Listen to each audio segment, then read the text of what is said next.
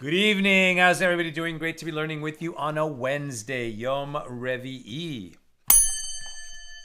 Let's light up the darkness.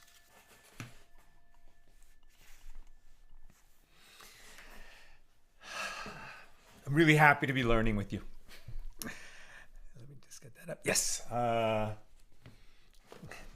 Crazy day. I mean, it's just going to get crazier and crazier.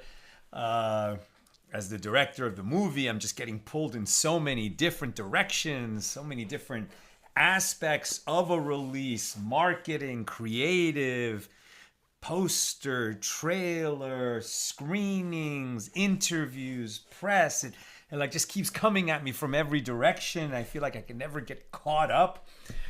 But come 6 o'clock, everything stops so we can learn Torah together. Thank God. How's everybody doing? Who's in the house? Stephen in New Hampshire, Paul in the Great Northwest, Tom in PA, Joe in the Inland Empire, Shandora in the Bronx, Lucy in Minnesota, Melissa in Great Neck, John in Maine, Joseph in Sierra Nevada, Bella in Florida, Belle in Texas, Gail in Kansas City, Nancy in North Carolina, Tom in PA, Sharon in New Jersey, Lorraine in Texas, Ella in Southern California, Aoife in Florida. Welcome, everybody. Ow. I seem to have a canker sore kind of in my upper jaw. Okay. I'm obviously talking too much. But hopefully I can talk for an hour now. Ow. Okay. Where are we holding? Page 66 here in Tractate Sanhedrin, 24th volume of the Talmud. Continuing our journey through chapter 7. And today, opening Mishnah number 11, which is very quick, and then Mishnah number 12. Tomorrow will be Mishnah 13 all today. And then we'll start Mishnah 14 tomorrow. We're obviously near the end of a chapter. That's when the Mishnahs start flying fast and ready. Okay. Right near the top of page 66a, Mishnah 11 states, also liable to be executed by stoning is one who desecrates Shabbos by performing a matter that, for its intentional performance, one is liable to receive kares, and for its unwitting performance, one is obligated to bring a sin offering. How does stoning come into it? If for intentional violation of the prohibition on doing work on Shabbos, you get kares, death at the hands of the heavenly court, excision, we're stoning. And so like one of the cases that we saw yesterday, if there are witnesses there and they warn you and you do it anyway and they testify, etc., etc., etc., then it could be death at the hands of the earthly court. Not that that's happened in thousands of years.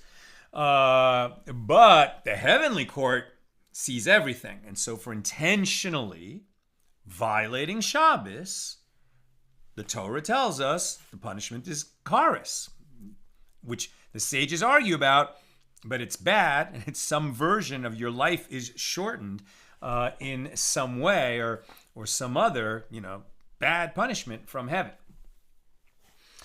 That's for its intentional transgression. Unwitting, you would bring a sin offering if the temple were standing. Temple hasn't been standing in a couple thousand years. So those transgressions that if we did them in an unwitting manner would result in a liability to bring a sin offering. We can't bring sin offerings anymore. What replaces offerings? Prayer, right? Prayer. So that's why it's important that we pray with sincerity and not just recite the prayers in a hurry and move on. But, every time we pray, you got to have a real and emotional component. And part of that is confessing to God, there's a lot of things that I do wrong, and this is what I do wrong, and please help me do better. And for the things that I don't even know that I've done, or that I did them not, unwittingly, and that I would be liable to bring a sin offering, please God, let my prayer be an atonement for that. Okay, that's the Mishnah. Right, so if the court still existed that would impose death penalty, and the person was warned, etc., then desecrating Shabbos would result in the penalty of stoning. The Gemara, by inference, there is another matter that is a desecration of Shabbos, and it is prohibited by the Torah, but for its unwitting performance, one is not obligated to bring a sin offering, nor does one receive kares for its intentional performance. Otherwise, the statement in the Mishnah that one is liable for desecrating Shabbos for performing an act for which one receives kares or is obligated to bring a sin offering would have been superfluous. We already know that. So the Gemara asks, so what is the labor activity that desecrates Shabbos, but whose punishment is not so severe? And the Gemara answers, it is the prohibition against going outside the Shabbos boundaries, which are 2,000 cubits beyond a person's location at the beginning of Shabbos. And it is in accordance with the opinion of Rabbi Akiva, who holds that although it is a Torah prohibition, one is neither obligated to bring a sin offering if he violates it unwittingly, nor liable to be executed for violating it intentionally. Alternatively, it may be referring to the prohibition against kindling a fire on Shabbos, in accordance with the opinion of Rabbi Yosef, who holds that contrary to other labors prohibited on Shabbos, this act is not punishable by stoning, but rather by lashes. Since we've already been told that all work is prohibited on Shabbos, why does the Torah specifically mention kindling a fire is prohibited on Shabbos? The majority view is that that's mentioned to tell us that there are categories of labor, and if you commit two of them in one lapse of awareness, it has one result. If it's one category, if the two labors are in one category, it's only going to be one sin offering. If they're in separate sin categories, it's going to be multiple sin offerings. If you didn't know it was Shabbos when you did these things, then it would only be one sin offering, etc. Kindling by fire is specified by the Torah to tell you that there are categories. That's the majority view. The minority view is it's to tell you that this one is not as bad if you violate it as the other ones. And that concludes our discussion of Mishnah number 11. Mishnah 12, here in chapter 7. One who curses his father or his mother is not liable to be executed by stoning unless he curses them with the name of God. If he cursed them with an appellation of the name of God, some kind of a nickname of God, so to speak, or one of the other names of God besides the ineffable name of God, the tetragrammaton, the four-letter name of God, so then Rabbi Meir deems him liable, and the rabbis deem him exempt. right? So what does it mean to curse your mother or father, right? It's not just speaking angrily at them. It's not just, using profanity when you're, God forbid, yelling at your parents. That's already going to violate the prohibition, the commandment that you shall honor your parents. But in terms of violating a negative prohibition that would result in this kind of a liability, here we're talking about somebody who uses a name of God to curse their parents. Very, heavy type of action. So if it's said with the ineffable name of God, everyone would agree, then you'd be liable to the death penalty. If it's some other appellation of God, some other name of God, then there's this disagreement about whether this penalty would apply. That's the Mishnah. Now the Gemara. Who are the rabbis mentioned here? It is Rabbi Menachem, the son of Rabbi Yosei. As it is taught in a Baraisa that Rabbi Menachem, the son of Rabbi Yosei, says, the verse states, and he who blasphemes the name of the Lord shall be put to death. All the congregation shall stone him, the convert as well as the homeborn. When he blasphemes the name, he shall be put to death. That's Leviticus 24:16. Okay. That's blasphemy. We're talking about cursing one's parent. What's going on? So the Gemara says, why must the verse state the name a second time, which appears to be superfluous? The term this term taught concerning one who transgresses other prohibitions of cursing, for example, one who curses his father or his mother, that he is not liable to be executed by stoning unless he curses them with the name of God. And if he merely uses an appellation, one of these other names of God, then he would be exempt. The sages taught that the verse in Leviticus 20 verse 9 could have stated merely, for a man, man, that curses his father and his mother shall be put to death. He has cursed his father and his mother, his blood shall be upon him. Why must the verse state, for any man, ish, repeating the term ish means man.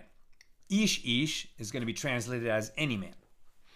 So it is to include not only a son, but also a daughter, one whose sexual organs are indeterminate, that's a tum, and a hermaphrodite, a ve'andrigonos. In other words, one whose gender is unknown. Now, when the verse states that curses his father and his mother, I have derived only his liability for cursing both his father and his mother.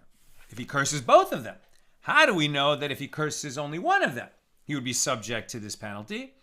From where do I derive that if one curses his father but not his mother, or his mother but not his father, that he is liable? The continuation of the verse states, his father and his mother he has cursed, his blood is upon him. In the first part of the verse, the word curses is in proximity to his father, and in the last part of the verse, it is in proximity to his mother. And this teaches that the verse is referring both to a case where he cursed only his father and to a case where he cursed only his mother. This is the statement of Rabbi Yoshia. It's raining here in LA. Like in the house, I was fine. But out here in the office, I don't know, it's just much drier, I guess. Okay.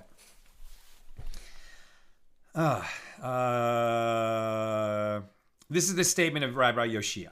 Okay, Rabbi Yonasan says, there is no need for this derivation because the phrase, his father and his mother, teaches that one is liable if he curses both of them together. And it also teaches that he is liable if he curses either one of them on their own, unless the verse specifies that one is liable only when he curses both together, which it does not do in this case.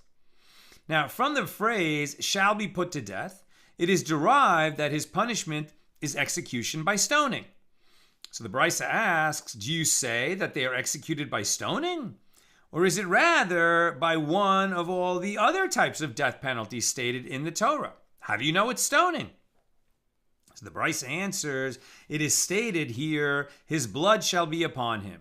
And it is stated below with regard to a necromancer and the sorcerer, they shall be put to death, they shall stone them with stones, their blood shall be upon them. Leviticus 20:27. So just as there, the verse states that a necromancer and a sorcerer are executed by stoning, so too here, with regard to one who curses his father or mother, he is executed by stoning. The Baraisa asks, we have learned the punishment of one who curses his parent. From where is the prohibition against doing so derived? Again, we've seen this a bunch of times. The penalty and the prohibition are stated separately, and they need to be separately. Now, it's fascinating because you get that, well, the Torah says, if you curse your father or your mother, your blood is upon you, meaning you'll be stoned to death.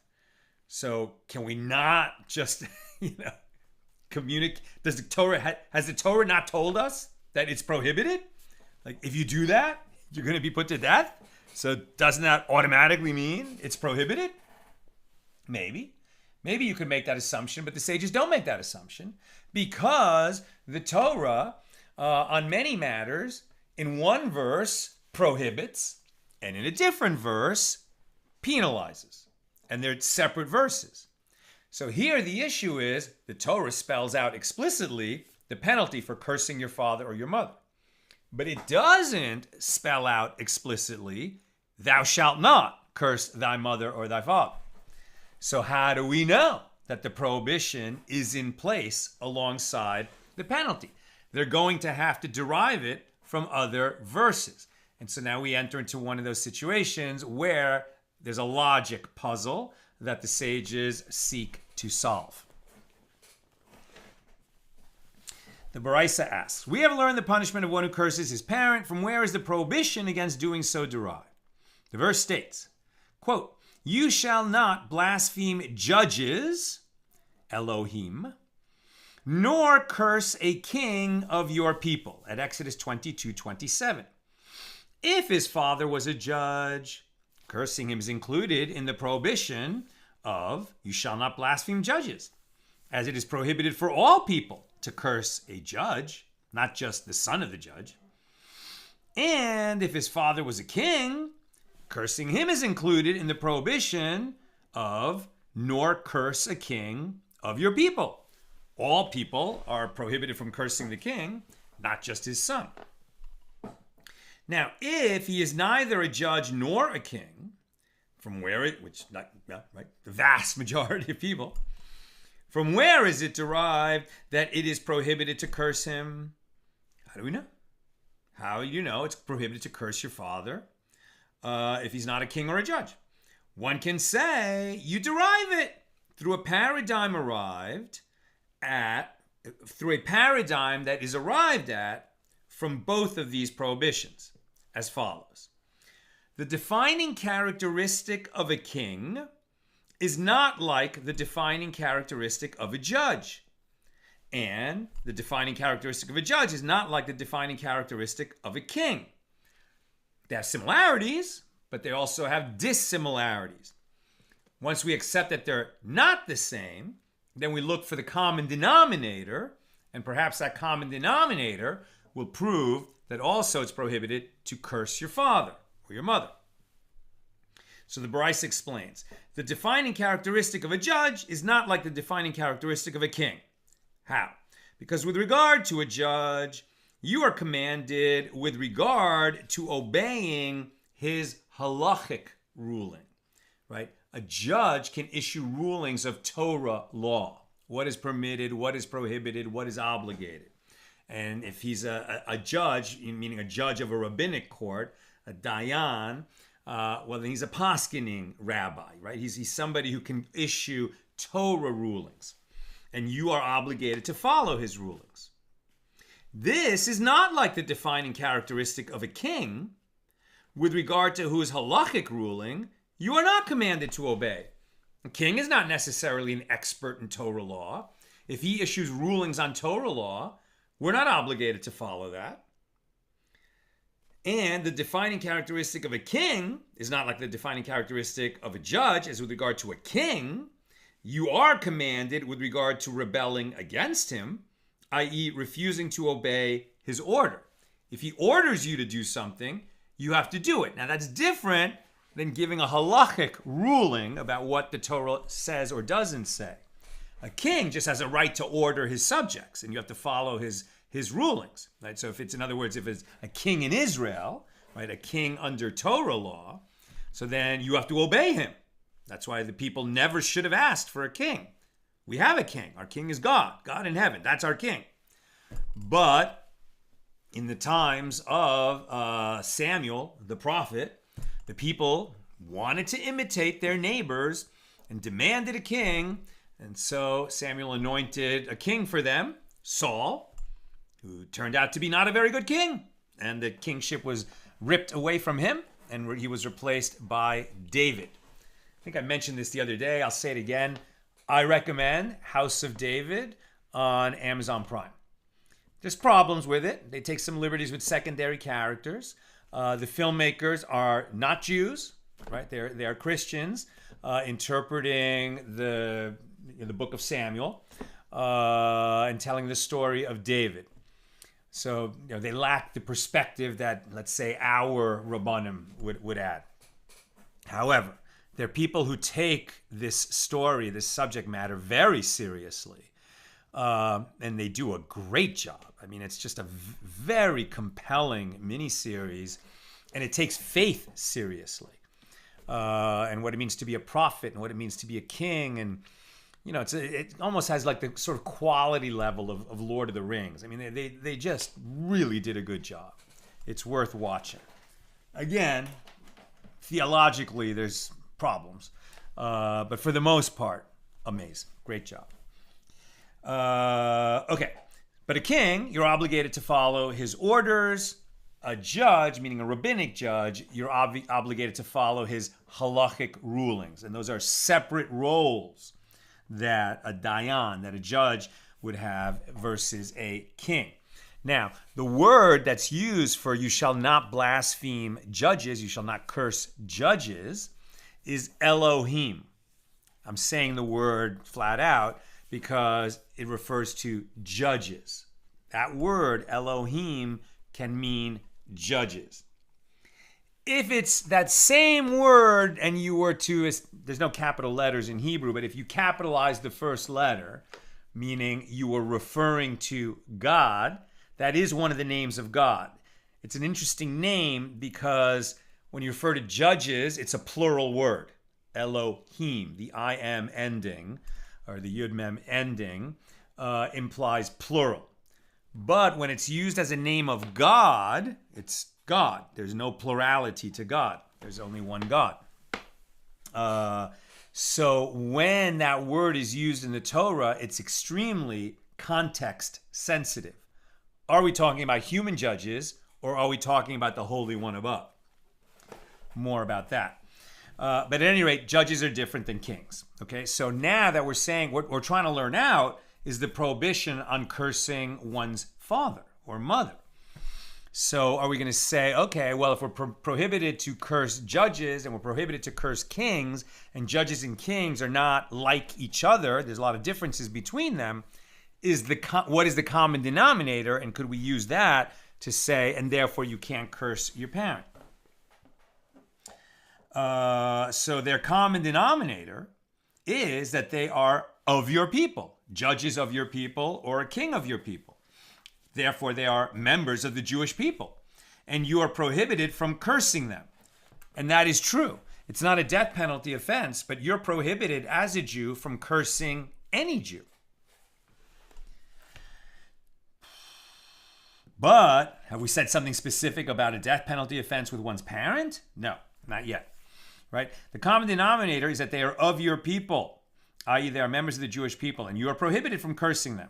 So I too will include the case of your father, as he is of your people, and therefore you are prohibited from cursing him. But, says the Gemara, this derivation is insufficient, as what is notable about their common denominator, i.e. another element that they share in common? Well, it is notable in that their prominence has caused them to be entitled to an exceptional degree of respect They're judges and kings. They are not merely of your people. They're not the same like any Reuben, Shimon, or Levi of the people. They're judges and kings. Therefore, perhaps the prohibition against cursing them applies only to such prominent figures, and we couldn't extend it to just any member of the Jewish people or any dad among the Jewish people. So the Baraisa says, consequently, a third case is necessary to arrive at the required paradigm that we're looking for. That it's a death penalty offense to curse one's parent. So the verse states, quote, "You shall not curse the deaf, nor put a stumbling block before the blind," at Leviticus 19:14. So the verse speaks of the wretched of your people, right? The blind or the deaf, who because they have, this disability, you have to take extra care of them, and you shouldn't curse the deaf even though they can't hear you. And do we really need to explain why you shouldn't put a stumbling block before the blind? Now, but they are the wretched. They're definitely not prominent in the way that judges and kings are.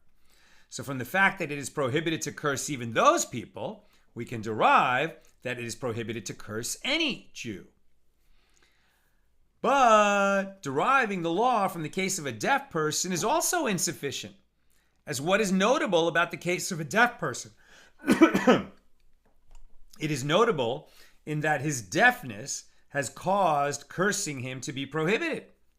Perhaps the only reason it is prohibited to curse him is that he is deaf, just as it is prohibited to mislead the blind. But we can't learn out from that it would be prohibited to curse any Jew. Well, one can respond, the prohibition against cursing a king and a judge can prove that it is prohibited to curse anyone, as it is prohibited to curse them even though they are not wretched. And if the proof from these cases is rejected, as one can claim that what is notable about a king and a judge is that their prominence has caused them to be entitled to this respect, well, then the prohibition against cursing the deaf can prove that prominence is not a determining factor. And the inference has reverted to its starting point. At this point, the law is derived from a combination of the three cases: judges, kings, and the deaf. Putting those three together, that you can't curse the mighty people like judges and kings and the wretched people like the deaf, it must be that you can't curse anyone among the Jews.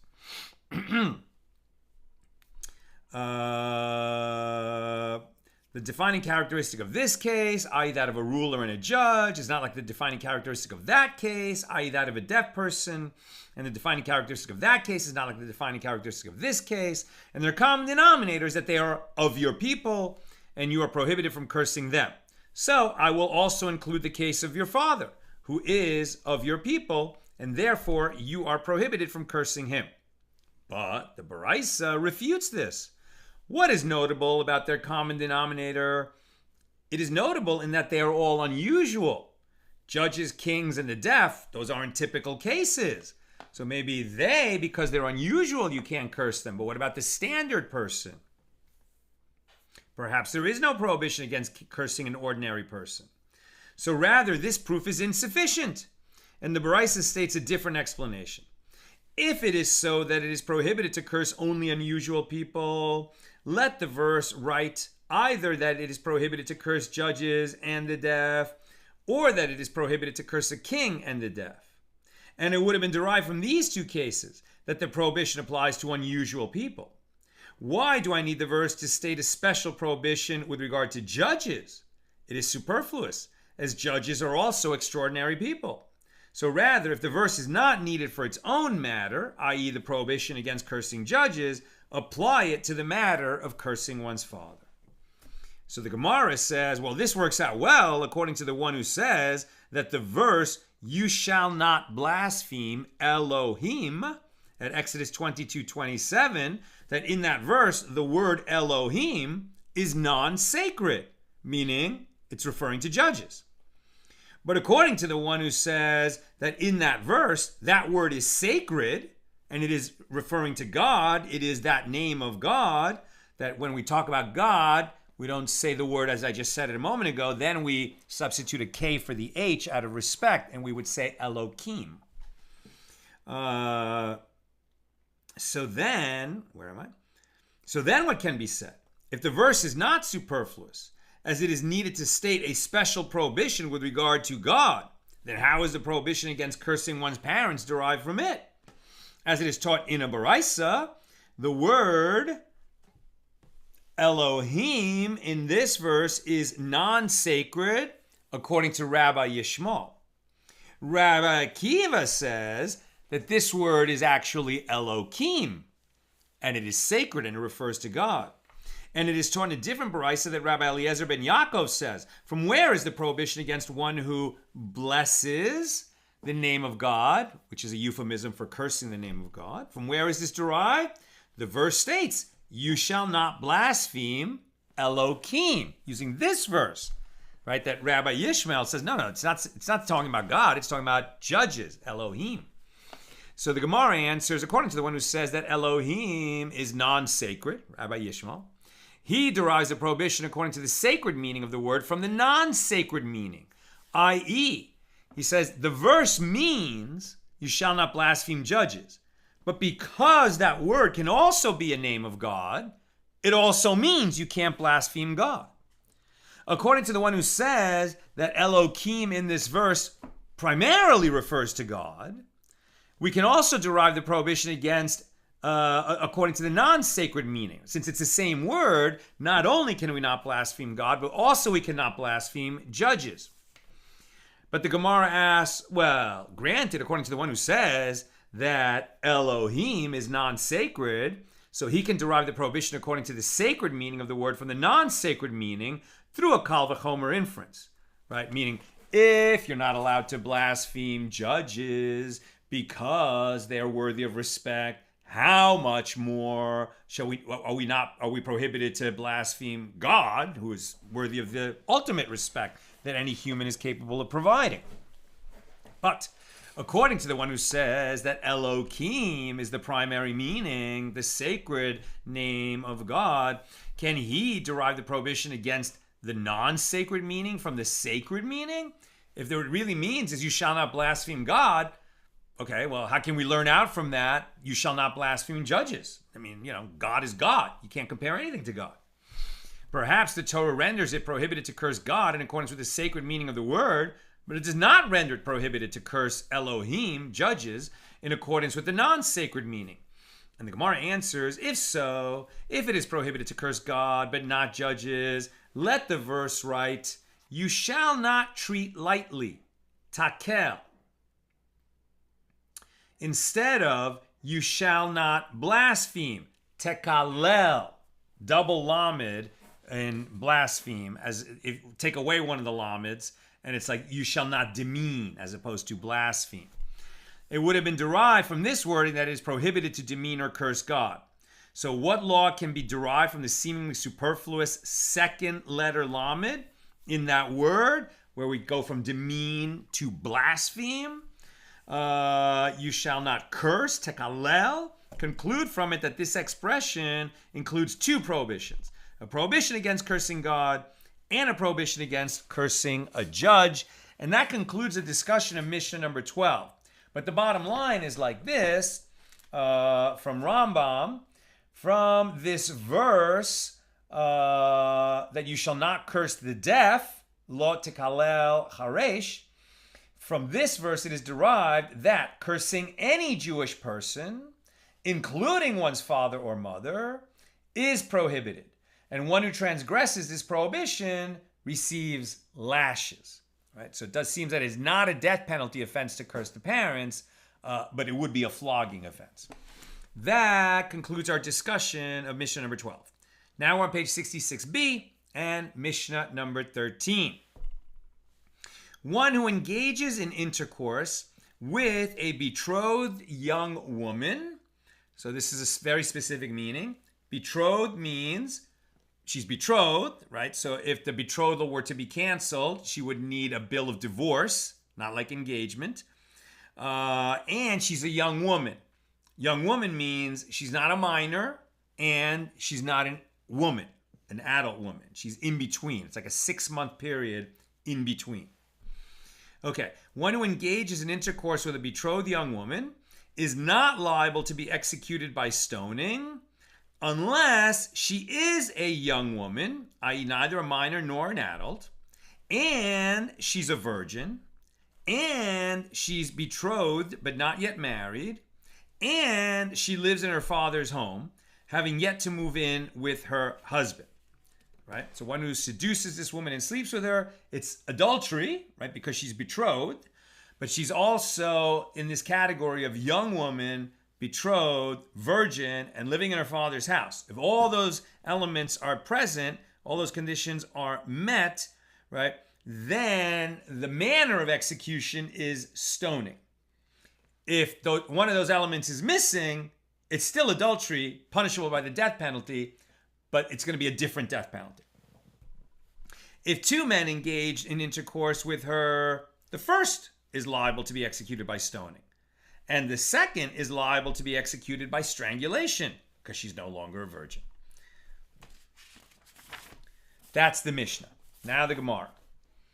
Okay, so as we go through this, I just want to remind us, number one, that Torah law holds, that the sages have always taught, that dina de malchusa dina. So the law of the land is the law, unless it somehow contradicts Torah law, right? So even though marriages were arranged at a much younger age in ancient times than they are now, and we can't conceive, of a child, a 12-year-old getting married, in ancient times, that was quite normal. That's first. And second, while there's a kind of dispassionate arguing about various prohibitions and penalties to ascertain, which death penalty is going to apply, or whether one is exempt from that death penalty or not, and they're just really talking about it in a very dispassionate, logical way, what can we learn out from this verse that applies over here, etc. It's not that the sages were coarse, cold-hearted people that would be immune and wouldn't care about the emotional issues that are involved here. Of course they would, but that's not what's being discussed here. Okay, so we're really just talking about, according to Torah law, which penalty applies when, and the fact that, in the modern world, where so many things are different than the ancient world, and where some of these situations would obviously be sexual abuse and sex trafficking and minors, etc., those issues are separate from what's being discussed here. Okay.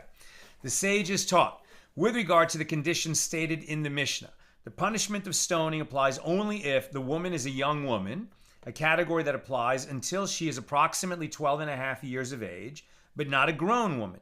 She must be a virgin, but not a non-virgin. She must be betrothed, but not married. She must be living in her father's home, excluding a case where the father transferred his daughter to the husband's agents to bring her to her husband's home for the purpose of marriage. In such a case, even though she has not arrived there yet, she is already considered a married woman according to halacha. Again, if this woman and this man, intentionally slept together while she's betrothed to someone else, it's adultery and it's a death penalty offense. We're specifying stoning versus strangulation. Rav Yehuda says that Rav says the Mishnah is the statement of Rabbi Meir, who holds that the halacha, the law of a betrothed young woman, applies to a young woman of the intermediate age between being a minor and being an adult. But the rabbis say even a minor is included in the term a betrothed young woman. Only a grown woman is excluded.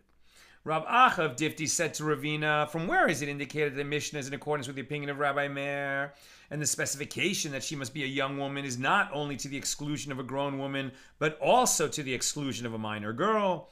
Perhaps the Mishnah is in accordance with the opinion of the rabbis, and the condition that she must be a young woman is to the exclusion of a grown woman only, and not to the exclusion of a minor. Accordingly, one who engages in intercourse with an engaged minor girl would also be liable to be executed by stoning. Ravina said to him, this expression in the Mishnah is not liable unless she is a young woman, a virgin betrothed, does not suit your suggested explanation, If the Mishnah is merely excluding a grown woman, it should have stated, is liable only for engaging in intercourse with a young woman who is a virgin and betrothed. The expression that is used here, ad sheteche, unless she is a young woman, ad sheteche, indicates until she becomes, i.e., this law does not apply until she reaches the age of a young woman and is no longer a minor. And there is nothing more to be said on the matter, as this is clearly the intention of the Mishnah. Rabbi Yaakov bar Ada asked Rav, in the case of a man who engaged in intercourse with a betrothed minor girl, what is the law according to the opinion of Rabbi Meir? Does Rabbi Meir exclude him from punishment entirely? Or does he exclude him merely from stoning, but he is executed by strangulation, like one who engages in intercourse with any other married woman? Rav said to him, it stands to reason that Rabbi Meir excludes him from stoning alone, but he is liable to be executed by strangulation. Rabbi Yaakov bar Ada raises an objection to this answer. But isn't it written, if a man is found lying with a woman married to a husband, then both shall die, the man who lies with the woman and the woman, right? That's the penalty of adultery at Deuteronomy 22:22, which indicates that this punishment does not apply unless they are both equally subject to punishment. If so, one who engages in intercourse with a betrothed minor girl is exempt, as she is not halakhically competent. She wouldn't be subject to any punishment at all.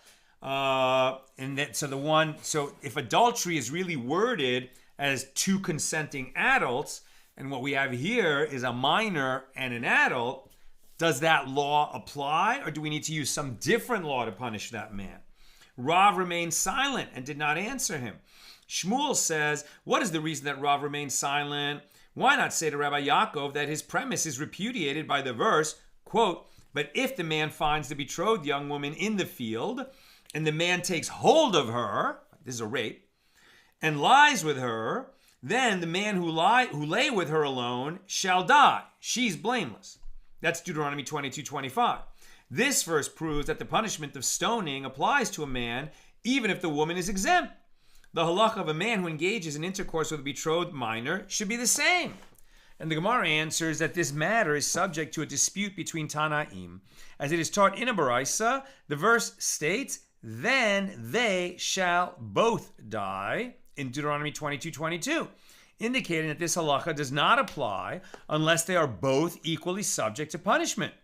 If one of them cannot be punishment, for example, because he or she is a minor, the other one is not executed either. This is the statement of Rabbi Yoshia. Rabbi Yonasan says that the phrase from the verse, then the man who lay with her alone shall die, indicates that in some cases, only one of them is liable to receive the death penalty, while the other one is exempt. So the Gemara asks, and what is the other Tana, Rabbi Yonasan, who holds that this punishment applies even if only one party is subject to punishment? What does he derive from the verse, then they shall both die? And Rava says, well, that verse is stated to exclude an act of sharpening. What is sharpening? In this context, engaging in sexual contact with a woman without penetration. Since the man and woman do not equally receive pleasure from such an act, it is not considered sexual intercourse, and they are exempt. And the other Tana, Rabbi Yoshia, holds that an act of sharpening is nothing. There is clearly no liability for such an act, and it is unnecessary to derive this law from the verse. They're obviously not getting very specific. It seems to me like they're saying that the man is rubbing himself until he finishes, but obviously she doesn't get as much pleasure from that as he does because there was no penetration. So they're saying, well, that case is somehow uneven, but this guy is committing basically the same act he would be committing if there was penetration. But they're saying, but there wasn't penetration. It's not the same act. It doesn't qualify as adultery. And what is the other Tana, Rabbi Yoshia, who holds that they must be equally subject to punishment? Derived from the verse, then the man who lay with her alone shall die. So the Gemara answers, he derives a different law. As it is taught in a Baraisa, if 10 men engaged in intercourse with a betrothed young woman, and she is still a virgin, as they engaged in intercourse the other way with her. So in the front, she's still a virgin. Then they are all liable to be executed by stoning. Rebbe says the first of them is executed by stoning, and all the rest of them are executed by strangulation. Rebbe derives from the phrase in the verse, then the man who lay with her alone shall die, that although the woman is still a virgin, only one man can be executed by stoning for engaging in intercourse with her, no matter what kind of intercourse it is. And the others are executed by strangulation in accordance with the law of one who engages in intercourse with a married woman or a betrothed non-virgin. The sages taught, the verse states, quote, and the daughter of any priest, if she profanes, techel, herself by playing the harlot, she profanes her father, she shall be burned with fire. That's Leviticus 21:9. Rebbe says the word techel means first, techila. And likewise it says, then the man who lay with her alone shall die. So, meaning the first one. So the Gemara asks, what is Rebbe saying?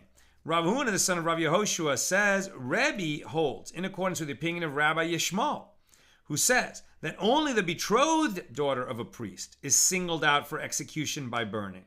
But one who is married, a married daughter of a priest who commits adultery, she is executed in the same manner as any woman who commits adultery. And this is what Rebbe is saying. If a woman's first act of sexual intercourse occurs when she commits adultery, because she is betrothed but has not yet consummated that union, so then she is executed by burning. In any other case, i.e. if she's already married, and this is not the first time that she engages in sexual intercourse, then she is executed by strangulation. Again, because in either case, it's adultery. The Gemara asks, what is the meaning of the end of Rebbe's statement? And likewise, it says, quote, then the man who lay with her alone shall die. What is the relevance of that verse to this issue? And the Gemara answers, Rebbe means to say that the law here, in the case of a betrothed young woman, who is the daughter of a priest, is like there. Just as there, with regard to a betrothed young woman who is not the daughter of a priest, the verse speaks of her first intercourse. Here too, the verse speaks of her first intercourse, the first time. I'm almost done. Questions or comments, please get them in now. Rav Beve Bar Abaye said to Rav Huna, the son of Rav Yehoshua, my master does not say, he does not explain the statement of Rebbe like that. So the Gemara comments, and who is his master? His master is Rav Yosef. So rather, he explains the statement of Rebbe like this. Rebbe holds in accordance with the opinion of Rabbi Meir, who says, in the case of a daughter of a priest who married one of the men unfit for her, for example, a mamzer, and committed adultery while she was married to him, her death sentence is administered by strangulation and not by burning. She shouldn't have married the mamzer, but she did. So, and then she commits adultery, so she's still liable to the death penalty, even though her marriage is to somebody who's unfit for her. But whereas it might have been burning if it was a regular marriage, now it's strangulation for this adultery. And this is what Rebbe is saying. If she first profanes herself, i.e. disqualifies herself from the priesthood by committing adultery, she is executed by burning. But in another case where she was already disqualified from the priesthood by marrying a man unfit for her, she is executed by strangulation. And what is the meaning of the end of Rebbe's statement? And likewise it says, then the man who lied with her alone shall die. It is merely a mnemonic. The verse is not relevant to this law, and it is cited merely as a sign indicating that just as the law of a betrothed young woman pertains to her first act of sexual intercourse, so too the law of the daughter of a priest who committed adultery pertains to a case where it is her first disqualification from the priesthood. And that concludes our discussion of Mishnah number 13. We're at the top of 67a, where we'll pick it up tomorrow. But first I'm going to answer some questions. Tom,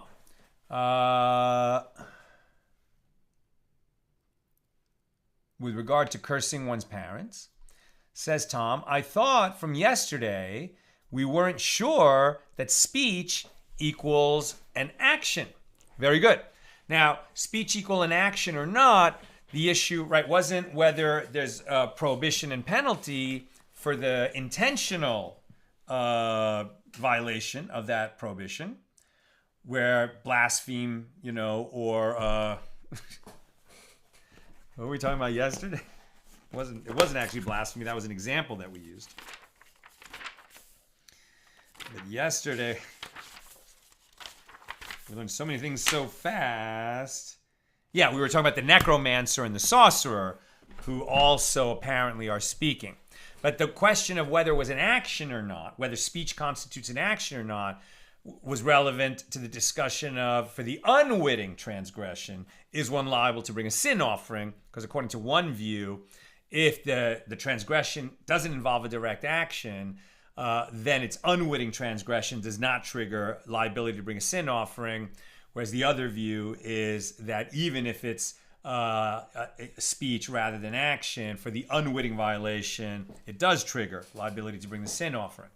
Okay. So with regard to cursing one's parents, well, where it ends up, right, seems to be that it is prohibited, and we are prohibited to curse any other Jew, but that's a prohibition that if you violate it, the punishment is flogging, not death penalty and not charis, and therefore for unwitting violation, not sin offering, but rather there wouldn't be a punishment. Only for intentional, it would be lashes. Joseph, I'm not quite sure I understand the cursing his name by another name. Right, so that was for blasphemy, that the elements of blasphemy, which is very, very hard to imagine, right? That somebody's so angry at God that he's going to curse God's name. The name that he curses is the ineffable name of God, right? The four-letter name of God. But he's going to use some other name of God to curse that, right? It's weird, right? It's like calling on God to curse himself somehow. Makes no sense. But maybe in the language of those times, it was sort of like whatever expression they had for cursing someone included a name of God, and then they applied that expression to God himself, then that would trigger liability for blasphemy. Sharon, is there ever a situation where a father or mother is deserving of cursing? I am thinking of the son of Hamas, a young man who came to the realization of the evil his father was doing and spoke about it in a book. Right, amazing story. I've seen videos of him speaking. Incredible, right? I mean, his father was a leader of Hamas, and this guy grew up, in Hamas, in I think Gaza. Was it Gaza or the West Bank? I think Gaza. And then he came to realize that his father was a vile, evil, wicked terrorist. And he just, rejected everything that his father stood for, left there. And now he travels with tremendous security, to protect his life. And he gives speeches about just how vile and wicked Hamas is. Now, he's just telling the truth about his father. Cursing is something else, right? Cursing is somehow demanding that, that God act according to what you're trying to do. That you hate somebody so much that you want God, you invoke God for this curse. So what you're saying is if somebody had a parent who was, so it's a Jewish child of a Jewish parent, and the parent is as vile and wicked, as a Hamas terrorist, would it be appropriate to curse that parent? It sounds like no. Cursing is just not something we do. And that right, that's why there's a general prohibition. We don't curse other Jews. You might execute them for murder and other murderous deeds. He might be worthy of the death penalty, but it sounds like cursing is just not the Jewish way. I could be wrong about that. That's how I'm reading this. Joseph, perhaps the connection between Elohim, referring to judges, and Elokim, referring to God, puts righteous men in place, is that God puts righteous men in place as judges on the earth. Well, yes, I like that, Joseph. I think that that's right. I think that why use that word in both places? Now, we know that Elokim is definitely a name of God, because in the creation story, on the first day God created and God said, let there be light, etc. That's all Elokim. But also this word is used for judges and appointing courts of law, etc.